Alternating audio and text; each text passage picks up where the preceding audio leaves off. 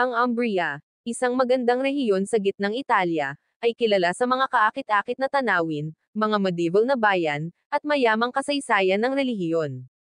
Isa sa mga pinaka-iconic na destinasyon nito ay ang Assisi, isang kaakit-akit na hilltop town na may malalim na kahalagahan sa larangan ng Kristyanismo.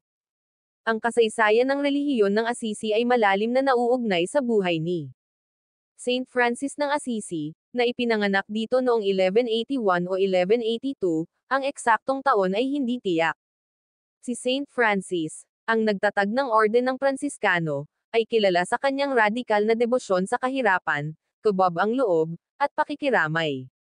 Binigyang diin ng kanyang mga turo ang kahalagahan ng pamumuhay na naaayon sa lahat ng nilalang ng Diyos, anuman ang kanilang katayuan o pinagmulan.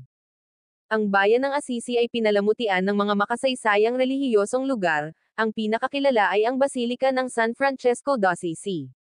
Binubuo ang Grand Complex na ito ng dalawang pangunahing simbahan, ang Upper Basilica, na pinalamutian ng mga nakamamanghang fresko ng mga kilalang artista tulad ni Giotto, na naglalarawan sa buhay ni Saint Francis, at ang Lower Basilica, kung saan matatagpuan ang kanyang libingan at nag-aalok ng isang matahimik na lugar para sa panalangin at pagmumuni-muni.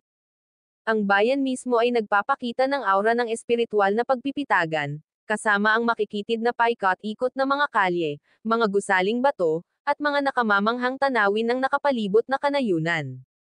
Ang mga bisita ay madalas na nakalubog sa kanilang sarili sa mapagnilay-nilay na kapaligiran na hinubog ng mga siglo ng debosyon at ang namamalaging pamana ni Saint Francis.